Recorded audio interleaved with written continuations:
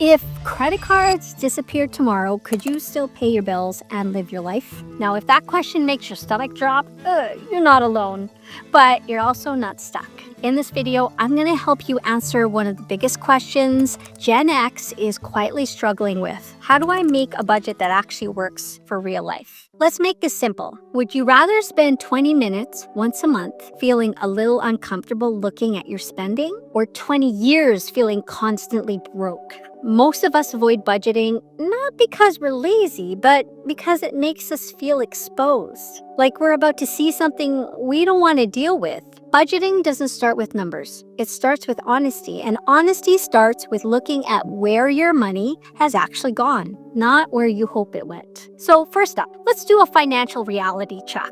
Think of this like an X-ray. You're not trying to change anything yet. You're just trying to see what's really going on. I want you to pull 2 to 3 months of your bank and credit card statements. Print them, download them, whatever works. Then start sorting your spending into categories like housing, groceries, takeout, gas, subscriptions, gifts, random Amazon buys, you name it. Now, if you can plug those into a spreadsheet, even better. Put the numbers into a pie chart. You'll literally see where your money's going. It's like holding up a financial mirror, and for some of you, that visual alone will shift everything. Now, you're gonna be shocked, most people are. We guess what we spend on groceries, but the real number is often double. I had one client tell me she thought they were spending around $400 a month on food. Turns out they were closer to $900. That's not a small oops. That's like a whole car payment. And what happens next is what gets a lot of people stuck. Instead of adjusting,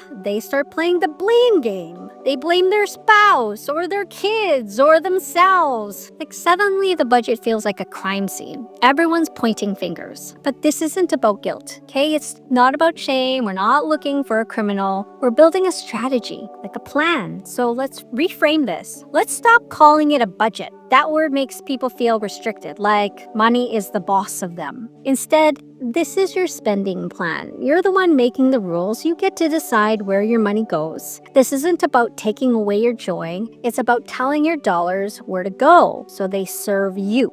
You're not building a cage, you're building a set of guardrails. Now let's talk about the 3 fears that stop most people from even getting started. Fear number 1, is this going to take hours every week? Nope. Once you set it up, you can check in weekly in just 10 to 15 minutes. Like seriously, I've had clients do it while drinking their Sunday morning coffee. Nothing fancy, just a quick check-in to stay on track. Fear number 2, what if I can't stay consistent? Well, the truth is you don't need more discipline. You need a routine. Pair your check-in with something you already do. Maybe every Sunday, after you check your email, you do a quick 5-minute money check. It's not about being perfect. It's about staying aware. That's the win. Fear number 3, what if I literally have no money to budget? Yeah, that's real, but here's the thing. Everyone has money coming in and money going out, even when it's tight, especially when it's tight. That's when having a spending plan matters the most. You need to find the leaks, and you're closer than you think to feeling some relief. Now, let me say this loud and clear.